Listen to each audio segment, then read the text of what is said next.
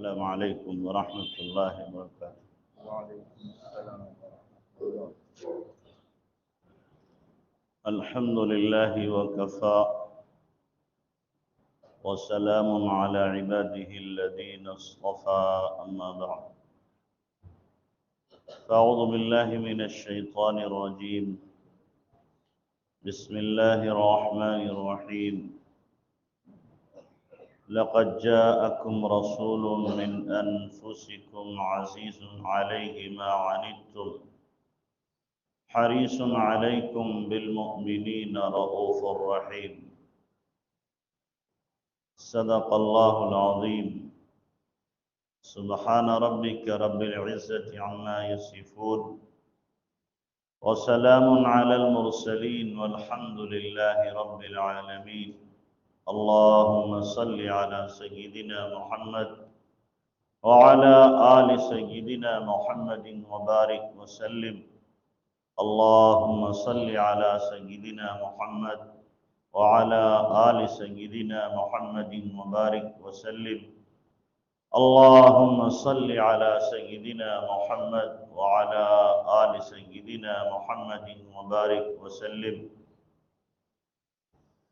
محترم علماء کرام، معزز سامعین، میرے بزرگوں اور دوستوں، اس ماہ مبارک میں مختلف عناوین سے اللہ کے نبی صلی اللہ علیہ وسلم کی سیرت کے بہت سے پہلوؤں کو اجاگر کیا جاتا ہے، اور آپ علیہ السلام کی سیرت سن کر کسی نہ کسی درجے میں بہرحال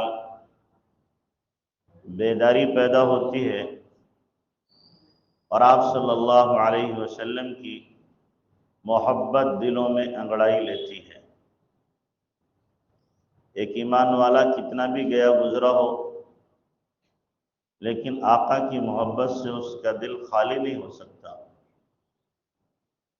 یہ الگ بات ہے کہ زندگی اس کی آپ علیہ السلام کی سیرت سے، صورت سے، آپ کے کردار اور اخلاق سے خالی ہے، لیکن محبت تو بہرحال کسی نہ کسی درجے میں ہے۔ اللہ کرے یہ محبت اتنی بڑھے کہ آپ کی سیرت کو اپنانے کے لیے بھی ہم تیار ہو جائیں، آپ کی زندگی میں اپنے آپ کو ڈھالنے کے لیے تیار ہو جائیں۔ ہے تو گنہگار امتی، لیکن نسبت آقا کی حاصل ہے، اور یہ بھی ہمارے لیے بہرحال بہت بڑے اللہ تبارک و تعالیٰ کے احسان اور اس کا کرم ہے۔ گنہگار ہونے کے باوجود محبت ہو سکتی ہے۔ ایک صحابی اللہ کے نبی صلی اللہ علیہ وسلم کے زمانے میں شراب پیتے ہیں، کئی مرتبہ پٹائی ہو گئی، تو کسی نے ان کو برا بھلا کہا، تو آپ صلی اللہ علیہ وسلم نے فرمایا نہیں، برا بھلا لعنت مت کرو، یہ اللہ رسول سے محبت کرتا ہے۔ گنہگار ہے پر اللہ رسول سے محبت ہے۔ ایک صحابیہ سے زنا ہوا، اور زنا کے نتیجے میں ان کو سنسار کیا جا رہا ہے، پتھر مارے جا رہے ہیں، کسی کی زبان سے غلط جملہ نکل گیا تو اللہ کے نبی صلی اللہ علیہ وسلم نے منع فرمایا، اور آپ نے فرمایا اس نے ایسی توبہ کی ہے کہ اگر مدینہ والوں پر، ایک روایت میں حجاز والوں پہ تقسیم کر دی جائے، سب کی مغفرت ہو جائے گی۔ گنہگار ہیں پر اللہ سے اور اس کے رسول سے محبت ہے۔ کیا بعید ہے یہ محبت وہاں تک ہمیں لے جائے جہاں تک ہمیں پہنچنا ہے۔ دعا کریں اللہ تعالیٰ وہاں تک پہنچا دے۔ میں نے جو آیت پڑھی ہے اس کے اندر بھی اللہ کے نبی صلی اللہ علیہ وسلم کی سیرت کے ایک پہلو کو اجاگر کیا گیا ہے کہ آپ علیہ السلام کو انسانیت سے اور خاص طور سے اہل ایمان سے بے پناہ محبت تھی۔ اپنی امت سے آپ صلی اللہ علیہ وسلم کو بہت پیار تھا، اسی لیے کوئی ایسا موقع آتا تھا کہ جہاں پر امت کے لیے پریشانی کھڑی ہو سکتی ہے، آپ علیہ السلام فوراً اس موقع پر وہ پہلو اختیار کرتے تھے جو امت کے لیے آسانی کا ہوا کرتا تھا۔ اور حدیث میں بھی ہے، نبی علیہ آپ علیہ السلام کے بارے میں صحابہ فرماتے ہیں، ما خیر رسول اللہ صلی اللہ علیہ وسلم بامرین الا اختار ایسرہما۔ اللہ کے نبی صلی اللہ علیہ وسلم کو جب دو باتوں کا اختیار دیا جاتا تھا، آپ چاہے یہ کر لو یا یہ کر لو، تو ان میں سے جو آسان ہوتا تھا آپ اس کو اختیار کرتے تھے۔ یہ نہیں کہ آپ علیہ السلام کے لیے کوئی مشکل ہے، آپ کے لیے تو ہر کام آسان تھا، طبیعت ہی آپ کی اطاعت پر ڈھلی ہوئی تھی، لیکن آپ علیہ السلام کی نظر امت پر تھی کہ امت کے تمام افراد اس مشکل کام کو کرنا بھاری سمجھیں گے، اس لیے وہ اختیار کیا جائے جس کا ادا کرنا اور جس کو پورا کرنا امت کے لیے آسان ہو سکے۔ یہ نبی صلی اللہ علیہ وسلم کا عمل تھا، اور اس عمل پر آپ علیہ السلام نے پوری زندگی گزار کے دکھائی ہے کہ امت پر کوئی پریشانی نہ ہو۔ آپ دیکھیے، معراج کی شب میں اللہ کے نبی صلی اللہ علیہ وسلم تشریف لے گئے اور اللہ تبارک و تعالیٰ سے ملاقات ہوئی۔ 50 نمازیں اللہ تبارک و تعالیٰ نے آپ علیہ السلام کو اپنی ملاقات کے لیے دی۔ نماز اللہ سے ملاقات ہے، نماز کیا ہے؟ اللہ سے ملاقات ہے۔ آپ چونکہ اس وقت اللہ کے اتنے قریب تھے اور تجلیات الہی کا ورود اس قدر تھا کہ 50 نہیں 500 نمازیں بھی آپ کو دی جاتی تو آپ ان کو بھی لے لیتے، کیونکہ اللہ کے قرب میں ہے۔ اور اس وقت کہ 50 نمازیں کیسے ادا ہوگی اس بات کا احساس ہی نہیں ہے اللہ کے نبی صلی اللہ علیہ وسلم کو، آپ کے لیے وہ 50 بھی آسان ہے۔ لیکن جب 50 نمازیں لے کر کے حضرت موسیٰ علیہ السلام کے پاس آئے اور موسیٰ علیہ السلام نے پوچھا کہ اللہ تبارک و تعالیٰ سے ملاقات میں آپ کو کیا تحفہ ملا امت کے لیے؟ تو آپ نے فرمایا 50 نمازیں دی گئی۔ 50 نمازیں؟ کہ ہاں 50، کہ جائیے کم کرائیے، 50 بہت ہیں۔ ان امتک لا تطیق بذلک، آپ کی امت 50 نمازیں ادا کرنے کی طاقت نہیں رکھتی۔ یہ جملہ جب کہا موسیٰ علیہ السلام نے کہ آپ کی امت 50 نمازیں ادا کرنے کی طاقت نہیں رکھتی، تو اللہ کے نبی صلی اللہ علیہ وسلم کو معاً خیال آیا، ہاں میں تو ادا کر سکتا ہوں، لیکن امت کا ہر فرد 50 نمازوں کو ایک دن میں ادا کر لے، یقینی طور پر بھاری ہوگا۔ امت میں عام لوگ بھی ہوں گے، خاص لوگ بھی ہوں گے، کاروباری بھی ہوں گے، بہت زیادہ مصروف لوگ بھی ہوں گے، اور بہت سے خالی بھی ہوں گے۔ سب کے لیے 50 نمازیں ادا کرنا آسان کام نہیں ہے۔ یا تو 5 کے لالے پڑھ لیں، 50 ہوتی تو سارے کے سارے بستر لپیٹ کے رکھ دیتے کہ جی ہم سے نہ ادا ہوتی 50۔ تو اللہ کے نبی صلی اللہ علیہ وسلم یہ جملہ سن کر ان امتک لا تطیق بذلک، آپ کی امت 50 ادا نہیں کر سکتی، اللہ کی جناب میں پھر تشریف لے گئے۔ 5 کم ہو گئی، پھر لوٹ کے آئے، پھر موسیٰ علیہ السلام نے درخواست کی اور کم کرائیے، پھر آپ تشریف لے گئے، ہوتے ہوتے 9 مرتبہ تشریف لے گئے، 5 5 5 5 کم ہوتے ہوتے 5 رہے گی۔ موسیٰ علیہ السلام نے کہا اور جائیے آپ اور کم کرائیے، آپ نے فرمایا اب مجھے حیا دامنگیر ہے، اب مجھے جاتے ہوئے حیا آ رہی ہے، 5 5 کم ہو رہی، اس بات بھی اگر 5 کم ہوگی تو امت کے لیے لے کے کیا جاؤں گا؟ تو اللہ کے نبی صلی اللہ علیہ وسلم اب نہیں گئے، تو اوپر سے آواز آئی ما یبدل القول لدی وما انا بظلام للعبید، میرے ہاں بات بدلی نہیں جاتی، 50 دی تھی 5 رہ گئی ہیں، جو ثواب 50 پر ملتا وہی ثواب 5 پہ ملے گا۔ اللہ کی کیا کرم فرمائی ہے اور کیا اس کی ذرہ نوازی ہے۔ 5 کریں 50 کا ثواب لیں، اور اس میں بھی ہم کوتاہی کریں، اس میں بھی ہم غفلت برتیں، اس کے لیے بھی ہمارے پاس ٹائم نہ ہو، تو ہم سے زیادہ پھر بے غیرت کون ہوگا؟ ہم سے بڑا احسان فراموش پھر کون ہوگا؟ کہ وہ مالک دینے کو تیار ہے، ہم اپنا دامنی سمیٹ لیں کہ ہمیں نہیں چاہیے۔ وہ مالک تو اپنا دروازہ کھولے ہوئے ہیں کہ لے جاؤ میرے خزانوں میں سے، لیکن ہم کیا کریں؟ اپنی مٹھی بند کر لیں کہ ہمیں نہیں چاہیے۔ تو ہم سے بڑا نالائق کون؟ تو اللہ تبارک و تعالیٰ کی طرف سے اعلان کیا جا رہا ہے 5 ادا کرو گے 50 کا ہم تمہیں کیا دیں گے؟ ثواب دیں گے۔ اور یہ نماز ہے کیا؟ در حقیقت اللہ تبارک و تعالیٰ یہ چاہتا ہے کہ میرے نبی کی امت بار بار مجھ سے ملاقات کرنے آئے، بار بار کیا گئے؟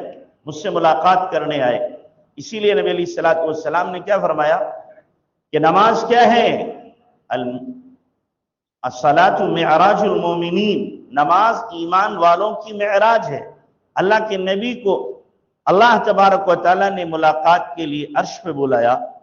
یہ امتی یہاں فرش پہ رہتے ہوئے جب نیت باندھتا ہے تو اس کو معراج حاصل ہو جاتی ہے، اور اللہ تبارک و تعالیٰ سے گویا اس کو ملاقات حاصل ہوتی ہے، اللہ سے مل رہا ہے۔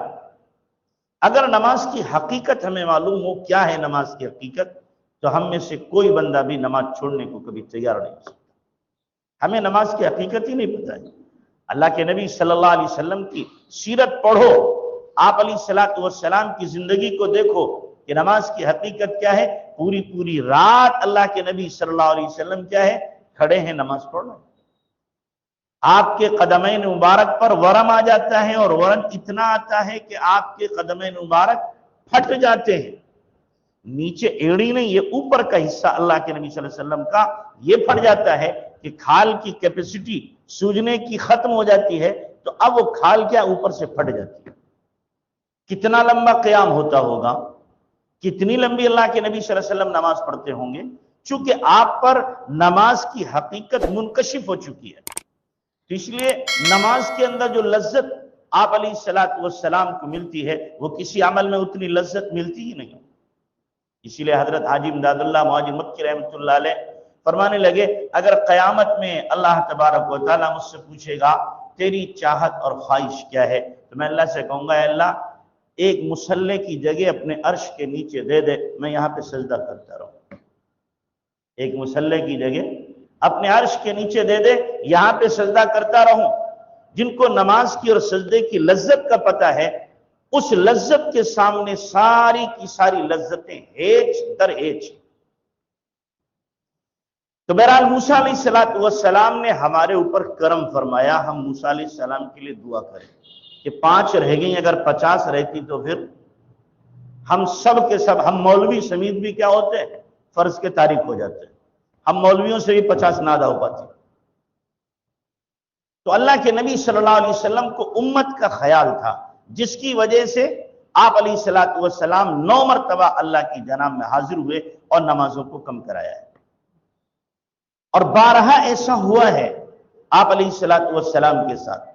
آپ تشریف لے جا رہے ہیں جہاد میں، صحابہ آپ کے ساتھ ہیں، رمضان کا مہینہ ہے، بہت تپش، یہ سورج آگ اگل رہا ہے، روزے کی حالت میں دشمن سے مقابلہ ہے۔ اب کیا کریں؟ اللہ کے نبی صلی اللہ علیہ وسلم نے دیکھا صحابہ پریشان ہو رہے ہیں، آپ نے پیالہ پانی کا ہاتھ میں لیا، ایک اونچی جگہ پہ کھڑے ہوئے جہاں سے صحابہ آپ کو دیکھ لیں، اور پیالہ لے کر آپ نے فرمایا، لیس من البر الصیام فی السفر، سفر میں روزہ رکھنا کوئی نیکی نہیں ہے، اور آپ نے روزہ اپنا توڑ دیا۔ جب آپ نے روزہ توڑا تو سارے کے سارے صحابہ نے کیا کیا؟ روزہ توڑ دیا۔ یہ کیوں کیا؟ اللہ کے نبی صلی اللہ علیہ وسلم پر بھاری نہیں تھا روزہ رکھنا۔ کیوں؟ اس لیے کہ آپ علیہ السلام تو صوم وصال رکھ رہے ہیں، 3 دن مسلسل روزہ، نہ رات میں کھانا نہ دن میں کھانا، مسلسل 3 دن 4 دن روزہ رکھ رہے ہیں۔ صحابہ نے بھی کوشش کی، صحابہ نے رکھنا شروع کر دیا۔ آپ کو پتا چلا، آپ نے فرمایا ایکم مثلی، ارے تم میں سے میرے جیسا ہے کون؟ ربی یطعمنی ویسقینی، میرا رب تو مجھے کھلاتا پلاتا ہے، تمہیں کون کھلائے گا پلائے گا؟ خبردار جو تم نے اس قسم کا روزہ رکھا۔ تو اللہ کے نبی صلی اللہ علیہ وسلم جب مسلسل 3 دن 4 دن 5 دن کا روزہ رکھ لیتے ہیں تو 1 دن کا روزہ رکھنا آپ کے لیے کیا مشکل تھا؟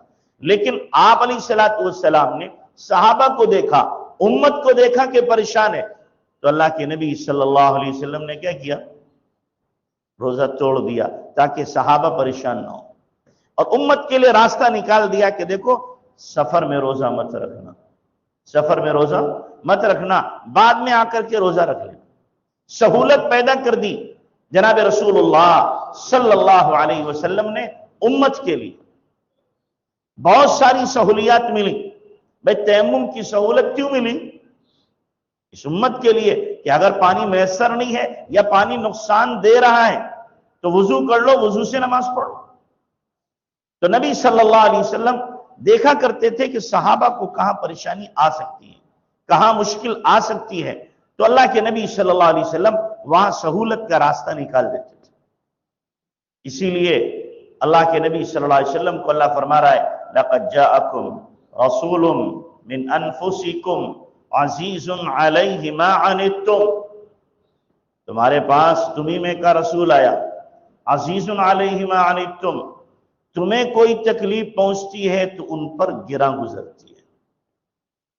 تکلیف پہنچے صحابہ کو، تکلیف پہنچے امت کو، اور اس کے لیے آپ علیہ السلام پریشان ہو، آپ کا دل دکھی ہو رہا ہے، آپ صلی اللہ علیہ وسلم صدمے میں کہ میرے امتی کو تکلیف کیسے پہنچی، میری امتی کو کس طریقے سے پریشانی آ گئی۔ آپ دیکھو اللہ کے نبی صلی اللہ علیہ وسلم رات میں نیند نہیں آ رہی۔ وہ سارے بدر کے قیدی جب لائے گئے، ان کی مشقیں کس دی گئی اور سارے کے سارے پڑے ہوئے ہیں، اللہ کے نبی صلی اللہ علیہ وسلم کروٹیں بدل لیں، نیند نہیں آ رہی۔ صحابی نے پوچھا اللہ کے نبی کیا ہو گیا، آپ کو نیند نہیں آتی؟ آپ نے فرمایا دیکھا نہیں، کراہنے کی آواز آ رہی ہے، اور میرے چچا کی بھی کرانے کی کیا ہے، آواز آ رہی، مجھے نیند کیسے آئے، مجھے نیند کیسے آئے۔ چنانچہ کہا اللہ کے نبی میں ان کی مشقیں کھول دوں چچا کی، کہ کھول دیں گی، پھر بھی نیند نہیں آ رہی۔ اللہ کے نبی اب کیوں نہیں سوتے کہ اور دیگر تو قیدی ہیں نا، وہ بھی تو پریشان ہیں۔ یہ کون لوگ ہیں، کن پر یہ رحم کیا جا رہا ہے، کن کی وجہ سے نیند نہیں آ رہی ہے؟ یہ وہ ہیں جنہوں نے آپ کو مکہ چھوڑنے پہ مجبور کیا ہے۔ یہ وہی لوگ ہیں جو حضرت سمیہ کے قاتل ہیں، یہ وہی لوگ ہیں جو حضرت خباب حضرت بلال کو ستانے والے ہیں، یہ وہی ہیں جو اللہ کے نبی صلی اللہ علیہ وسلم کے چہرے مبارک پر تھوکنے والے ہیں، یہ وہی ہیں کہ جنہوں نے کوئی بھی تکلیف دینے میں کوئی دقیقہ فروگزاشت نہیں کیا، لیکن ان کے لیے اللہ کے نبی صلی اللہ علیہ وسلم پریشان۔ کیوں؟ عزیز علیہ ما عنتم، تم کو تکلیف پہنچے گی تو نبی کو دکھ ہوگا، نبی کو تکلیف ہوگی۔ تو اللہ کے نبی صلی اللہ علیہ وسلم نے ان کی مشقیں کھلوا دی۔ آپ علیہ السلام کے رحم و کرم اور آپ علیہ السلام کے درد مند دل کے اندر اللہ تبارک و تعالیٰ نے وہ ظرف رکھا تھا کہ سب کے لیے اللہ کے نبی صلی اللہ علیہ وسلم دکھی ہوا کرتے تھے۔ جب بھی تکلیف پہنچی آپ علیہ السلام آبدیدہ ہو گئے۔ آپ سوچئے اللہ کے نبی صلی اللہ علیہ وسلم کی خدمت کر رہا ہے یہودی بچہ، آپ کے پاس آیا کرتا تھا، آپ کو معلوم ہوا بیمار ہو گیا، وہ نہیں آیا، آپ عیادت کے لیے تشریف لے گئے، آپ اس کی عیادت کے لیے تشریف لے گئے، آپ سرہانے جا کے بیٹھے، پتہ چلا آخری بالکل لمحات ہیں اس کے، آپ علیہ السلام نے اس کو ایمان پیش کیا کہ بیٹا ایمان قبول کر لے۔ اس کا باپ پائنچی بیٹھا ہوا، باپ کی طرف سوالیہ انداز میں دیکھنے لگا، ابا جی کی رائے کیا ہے، ابا جی کی رائے کیا ہے؟ باپ نے کہا اطع ابا القاسم، اطع ابا القاسم، کہ تم محمد صلی اللہ علیہ وسلم کی بات مان لو۔ باپ نے اجازت دی، فوراً بیٹے نے کلمہ پڑھا، اشہد ان لا الہ الا اللہ واشہد انک رسول اللہ پڑھا، جیسے ہی کلمہ، اور اس کا وصال ہو گیا، روح پرواز کر گئی۔ اللہ کے نبی صلی اللہ علیہ وسلم خوشی میں اچھل پڑے کہ ایک جان کو اللہ نے جہنم میں جانے سے بچا لیا ہے، ایک جان کو جہنم میں جانے سے بچا لیا ہے۔ ایک کافر کا جنازہ نکل رہا ہے، اللہ کے نبی صلی اللہ علیہ وسلم اس سے دکھی ہو رہے، اس سے تکلیف ہو رہی۔ ایک صحابی کا ہاتھ کاٹنے کا حکم خود اللہ کے نبی صلی اللہ علیہ وسلم نے دیا کہ ان کا ہاتھ کاٹا جائے۔ یہ چوری میں پکڑے گئے ہیں اور گواہوں کے ذریعے سے چوری ثابت ہو چکی، لہذا اللہ کی حد ان کے اوپر جاری کی جائے۔ ہاتھ کاٹا جا رہا ہے، ہاتھ کٹا، اللہ کے نبی ایک کونے میں بیٹھے مسجد میں رو رہے۔ صحابہ نے پوچھا اللہ کے نبی آپ کیوں رو رہے؟ کہ میرے امتی کا ہاتھ کٹے میں نہ روؤں تو کون روئے گا؟ تو کہا اللہ کے نبی آپ منع کر دیتے نہ کٹتا۔ فرمایا اس سے بڑا ظالم کون ہو سکتا ہے جو اللہ کی حد کو واقع کرنے میں رکاوٹ کا ذریعہ بنے۔ اللہ کی حد کو بھی کیا ہے جاری کرنا ہے، اور ادھر کیا ہے امت کا درد بھی ہے، اس کے لیے آنسو بھی بہانا ہے، اس کے لیے رونا بھی ہے۔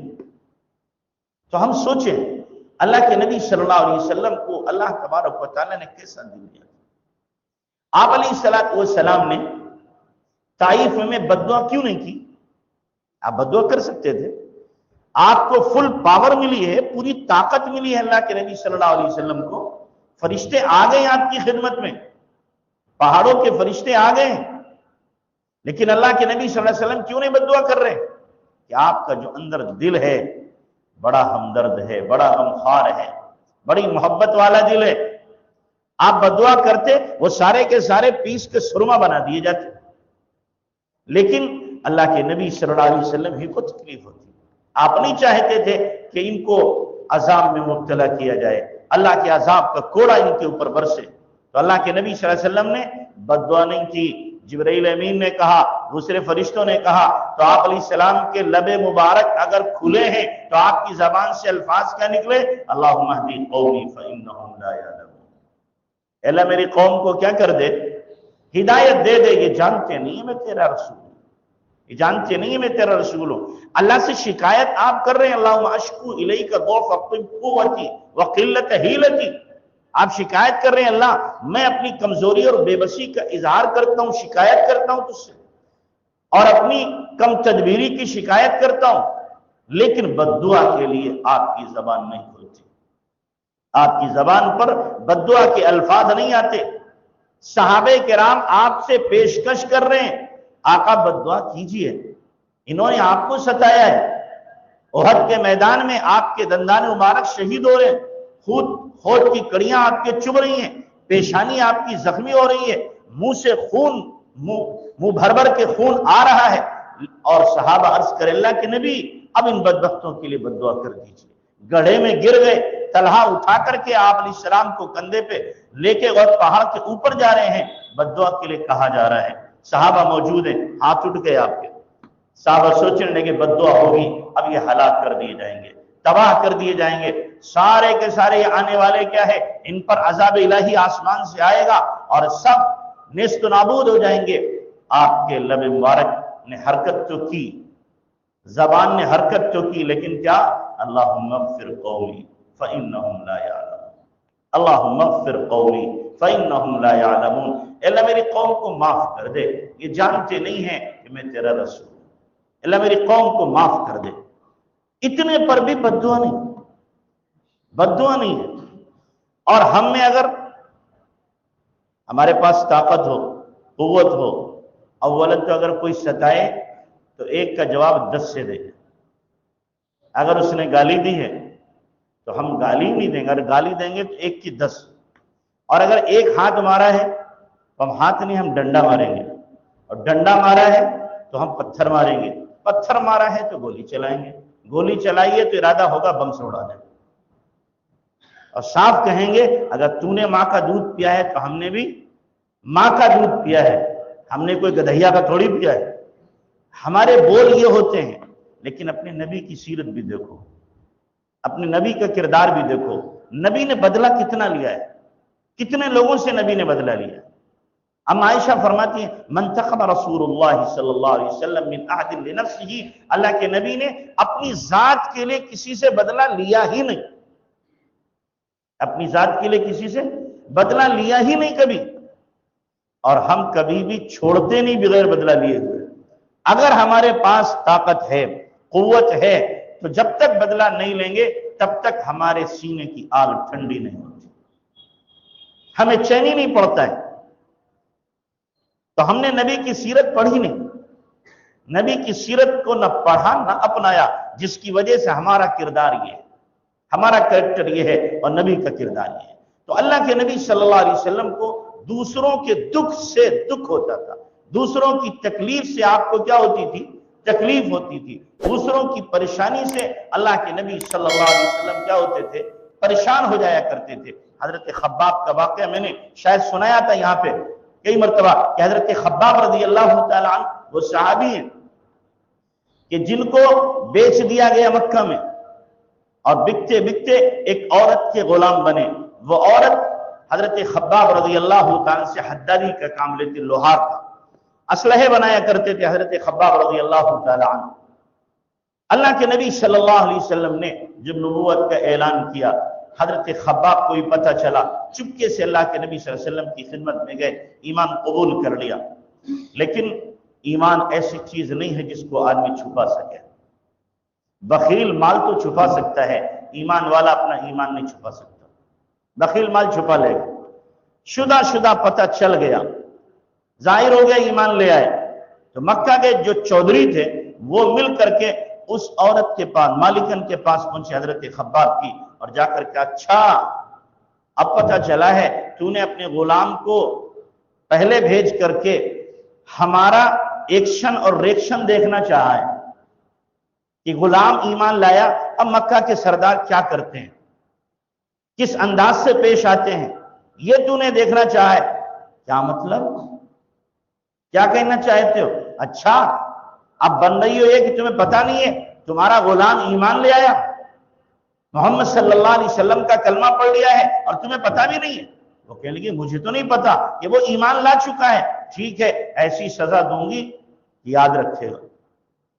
اٹھی وہاں سے آئی، حضرت خباب بھٹی پہ بیٹھے ہوئے، لوہا انگارے کی طرح سرخ ہو رہا ہے، اس نے ایک سلاخ لوہے کی اٹھائی، اور اٹھانے کے بعد حضرت خباب کے بیچ سر میں اس نے رکھ دی۔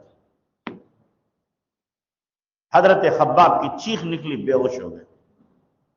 چونکہ غلاموں کی زندگی جانوروں سے زیادہ بدتر تھی، وہ پڑے ہوئے ہیں، وہ چلی گئی اور کہا دیکھا یہ سزا تو ابھی دی ہے، اس کے بعد جب ہوش میں آئے گا تو اور سزا ملے گی۔ حضرت خباب کو کسی وقت میں ہوش آیا، اب جائیں تو کہاں جائیں، کس سے اپنا درد جا کے کہیں، اپنا غم کس کو بتلائیں جا کر؟ کوئی سہارا نہیں ہے، کوئی آسرا نہیں ہے، کوئی دکھڑا سننے والا نہیں ہے، یہ کہانی کس کو جا کر کے سنائیں؟ ایک ہی درد تھا جس کو سنایا جا سکتا تھا، جناب محمد الرسول اللہ صلی اللہ علیہ وسلم، جن کا دل اللہ تبارک و تعالیٰ نے محبتوں سے، شفقتوں سے، ہمدردیوں سے، غمخاریوں سے پر کر دیا تھا۔ بوجھل قدموں کے ساتھ آقا کی خدمت میں پہنچے۔ آپ نے پوچھا خباب اس وقت آنا کیسے ہوا؟ سر کھول کے دکھا دیا۔ یہ کیا ہوا کہ میری مالکن نے ایمان لانے کی پاداش میں میرے ساتھ یہ بہیمانہ برتاؤ کیا ہے۔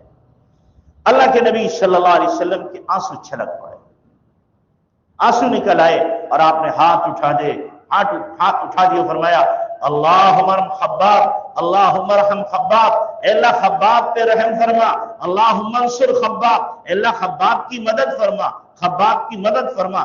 آپ کی زبان مبارک سے یہ الفاظ نکلے، حضرت خباب کو یقین ہو گیا میری مدد ہو کے رہے گی، میری مدد ہو کے رہے گی۔ وہاں سے چلے، اب آئے اپنے مالکن کے پاس، مالکن کے پاس آئے تو پتہ چلا مالکن کے سر میں اس قدر درد ہے کہ وہ بے چین، تڑپ رہی ہے سر درد کے مارے، یہاں تک درد ہو رہا ہے کہ اپنا سر دیوار سے مارتی ہے درد کی وجہ سے۔ صبح ہوئی، ویدوں کو بلایا، طبیبوں کو بلایا، دکھایا گیا، لیکن مرض بڑھتا گیا جوں دوا کی، کوئی دوا کارگر نہیں ہو رہی ہے، پریشان ہو گئی، چیخ رہی، چلا رہی، لیکن کسی طرح کی کوئی راحت کا ذرہ اسے میسر نہیں۔ ایک پرانا طبیب آیا، اس نے کہا دیکھو اس کا آخری علاج سر درد کا یہ ہے، کئی ہے، کئی عربی میں کہتے ہیں کہ سلاخ کو سرخ کر کے سر کے بیچ میں رکھ دیا جائے تو سر کا درد ختم ہو جائے۔ اس کے علاوہ اور کوئی علاج نہیں۔ اب یہ کام کون کرے گا؟ غلام کرے گا۔ وہی سرخ سلاح جو حضرت خباب کی رکھی تھی، حضرت خباب نے اسے دہکایا، انگارے کی طرح سرخ کیا، پھر اس کے بھی سر کے اوپر رکھا، نالی بن گئی۔ اس کے بھی کیا ہے؟ نالی بن گئی، سر کا درد ختم، سر کا درد ختم۔ اللہ نے دکھایا کہ دیکھ کہ جیسے تو نے ان کو سزا دی تھی، تجھے اس سے بڑی سزا ملی ہے۔ مجھے بتانا ہی مقصود ہے کہ اللہ کے نبی صلی اللہ علیہ وسلم حضرت خباب کے درد کو، ان کی تکلیف کو دیکھ کر کے رو دیے، اور آپ علیہ السلام نے حضرت خباب رضی اللہ عنہ کے لیے کیا ہے؟ دعا کی ہے۔ کیا ہمارا دل بھی کسی کی تکلیف کو دیکھ کر کبھی پسیجتا ہے؟ کبھی ہمارے دل میں بھی کسی کے دکھ کو دیکھ کر کے درد پیدا ہوتا ہے؟ کبھی ایسا ہوا ہے ہم نے کسی غریب کو دیکھا ہو، مفلوق الحال کو دیکھا ہو، کسی ننگے کو دیکھا ہو، کسی بھوکے کو دیکھا ہو، یا اسی طریقے سے کسی پریشان حال کو ہم نے دیکھا ہو، کوئی مریض تڑپ رہا ہو ہم نے دیکھا ہو، ہماری آنکھوں میں ایک مکھی کے سر کے برابر آنسو آیا ہو، ہمارے دل میں تکلیف ہوئی ہو، اور پھر ہم نے اس کی تکلیف کو دور کرنے کے لیے خاطر خواہ انتظام کیا ہو؟ ذرا اپنے گریبانوں میں جھانکیں، دیکھیں، ایک طرف نبی کی سیرت ہے، ایک طرف میرا اپنا کردار ہے۔ ایک طرف نبی کا دل ہے کہ جو ریشم سے زیادہ نرم ہے، اور ایک طرف میرا دل ہے جو پتھر سے زیادہ سخت ہے، پتھر سے زیادہ سخت ہے، کبھی پسیجتا ہی نہیں ہے۔ میرے گھر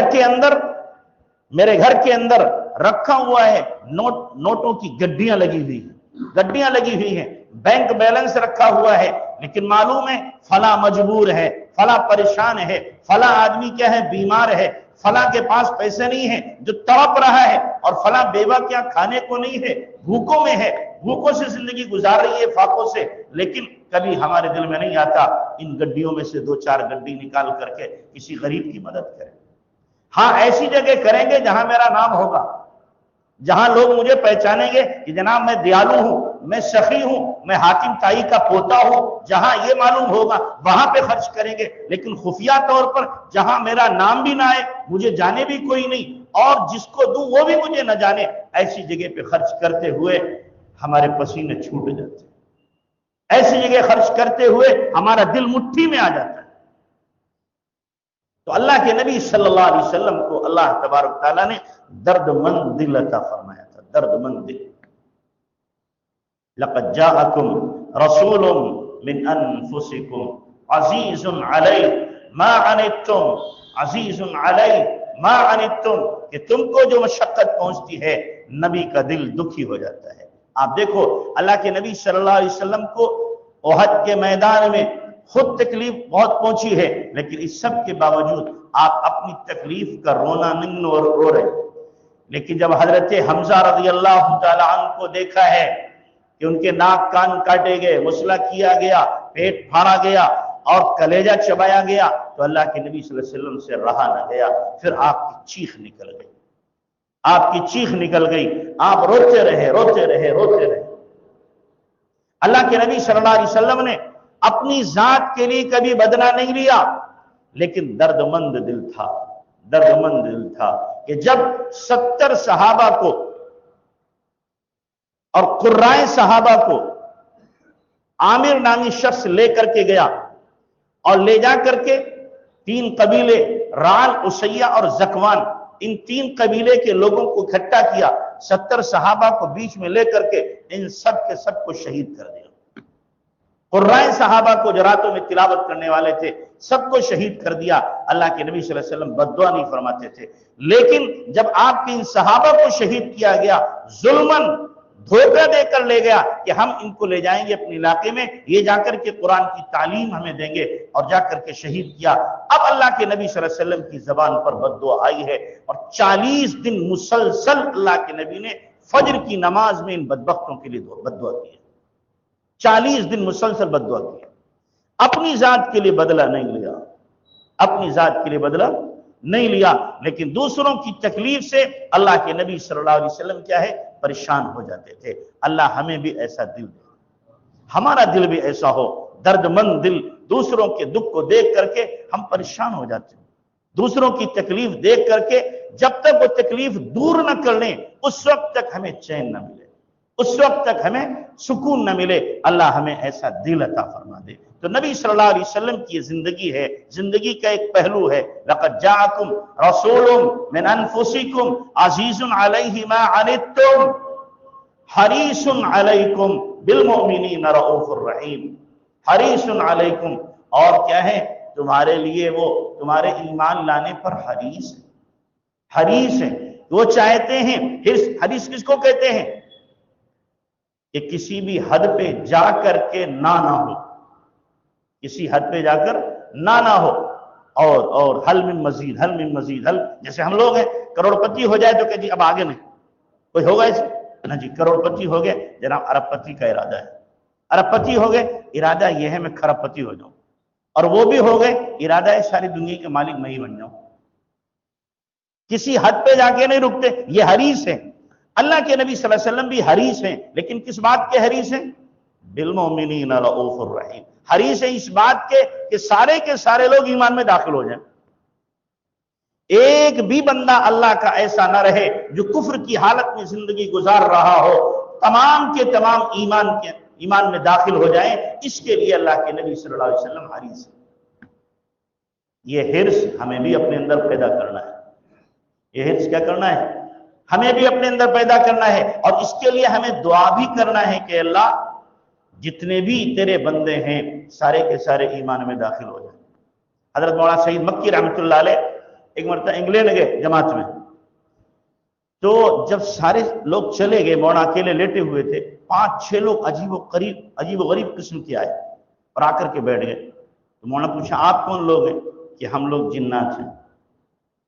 آپ کیوں آئے؟ کہ جی آپ لوگ دعا کرتے ہو اللہ تمام انسانوں کو ہدایت دے، نبی کے امتی تو ہم بھی ہیں، نبی کے امتی تو ہم بھی ہیں، اور ہمارے بھی پرکھے نبی پر ایمان لائے ہیں، آپ لوگ ہمارے لیے کیوں نہیں دعا کرتے؟ ہم جناتوں کے لیے دعا کیوں نہیں کرتے؟